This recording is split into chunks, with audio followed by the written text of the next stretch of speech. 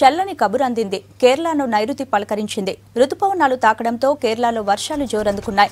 ఇంకో 5-6 రోజులల్లా తెలుగు రాష్ట్రాలకు రుతుపవనాలు వచ్చే అవకాశం ఉంది. దీనికి తగ్గట్టే ఉష్ణోగ్రతలు కూడా కొద్దిగా తగ్గుతున్నాయి.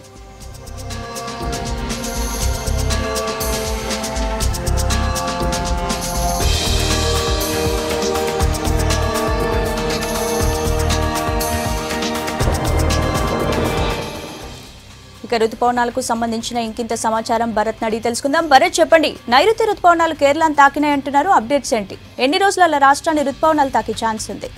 స్పందన, ఎండలతో పరేషాన్ అవుతున్న వాళ్లకు వాతావరణ శాఖ చల్లటి వార్త చెప్పిందని చెప్పొచ్చు. కొద్దిసేపటి క్రితం అఫీషియల్గా ఐఎండీ డిక్లేర్ చేసింది, నైరుతి రుతుపవనాలు భారతదేశంలోకి ప్రవేశించాయి, కేరళలోకి ప్రవేశించాయని చెప్పింది. నార్మల్గా అయితే జూన్ 1 నాటికి నైరుతి రుతుపవనాలు భారతదేశంలోకి రావాలి. ఒక వారం రోజులు అటు ఇటు ఉంటుంది. అయితే ఈసారి 2 రోజుల ముందే కేరళలోకి నైరుతి రుతుపవనాలు వచ్చాయని ఐఎండీ వెల్లడించింది.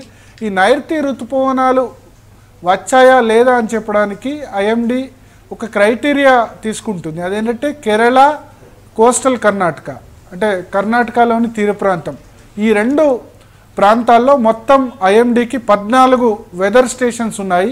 ఈ 14 వెదర్ స్టేషన్స్లో వరుసగా 2 రోజుల పాటు 14 వెదర్ స్టేషన్స్లో 9 వెదర్ స్టేషన్స్, అంటే 60% వెదర్ స్టేషన్స్లో 2.5 mm కంటే ఎక్కువ వర్షం పడితే గనక అప్పుడు నైరుతి రుతుపవనాలు వచ్చినట్లుగా ఐఎండీ భావిస్తుంది. దాంతోపాటు విండ్ ప్యాటర్న్ కూడా చేంజ్ కావాల్సి ఉంటుంది. అరేబియా సముద్రం నుంచి గాలు వీయడం, తర్వాత రేడియేషన్, ఈ 3 ఆధారంగా ఐఎండీ రుతుపవనాల రాక నిర్ధారిస్తుంది.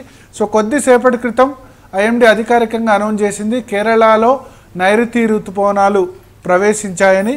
అటు కేరళతో పాటు సైమల్టేనియస్గా ఒకేసారి ఈశాన్య రాష్ట్రాల్లో కూడా అస్సాం, త్రిపుర, మిజోరాం, మేఘాలయ ఇటువంటి రాష్ట్రాల్లో కూడా కొన్ని ప్రాంతాల్లో నైరుతి రుతుపవనాలు ప్రవేశించాయని చెప్పింది. దీనికి కారణం ఏంటంటే మోరా తుఫాన్ ఏదైతే వచ్చిందో ఆ తుఫాను బంగ్లాదేశ్లోని చిట్టగాంగ్ తీరాన్ని దాటుతోంది.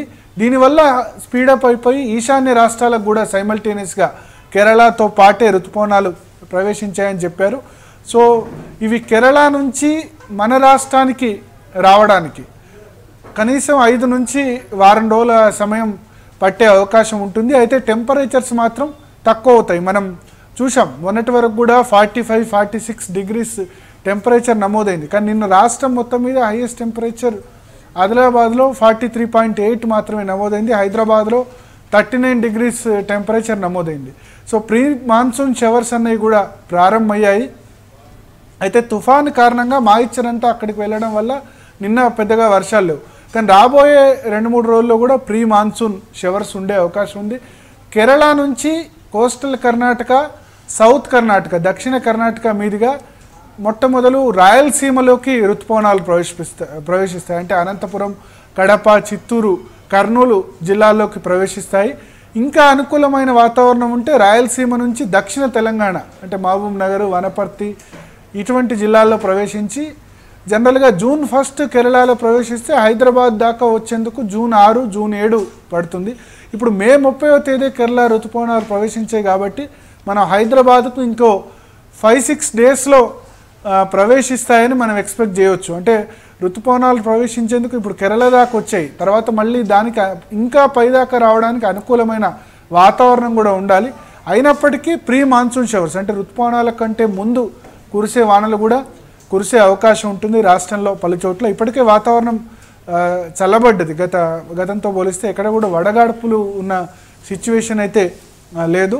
సో మనం ఎక్స్పెక్ట్ చేయొచ్చు ఇవాళ 30వ తారీఖు కాబట్టి between 3rd to 7th, June 3వ తేదీ నుంచి జూన్ 7వ తేదీ వరకు రాష్ట్రం అంతటా కూడా రుతుపవనాలు విస్తరించే అవకాశం ఉంది. ఇప్పుడైతే కేరళ, కోస్టల్ కర్ణాటక, దక్షిణ కర్ణాటక ఈ ప్రాంతాల్లో భారీ వర్షాలు కురిసే అవకాశం ఉందని ఐఎండీ హెచ్చరించింది. అదే సమయంలో అక్కడ మోరా తుఫాన్ ఉంది కాబట్టి ఈశాన్య రాష్ట్రాల్లో కూడా అస్సాం, మేఘాలయ, త్రిపుర, అరుణాచల్ ప్రదేశ్ ఇటువంటి రాష్ట్రాల్లో భారీ నుంచి అతి భారీ వర్షాలు అక్కడ కూడా కురిసే అవకాశం ఉంటుంది. ఏదైనా ఇక ఎండాకాలం అన్నది అయిపోయినట్లే. స్పందన.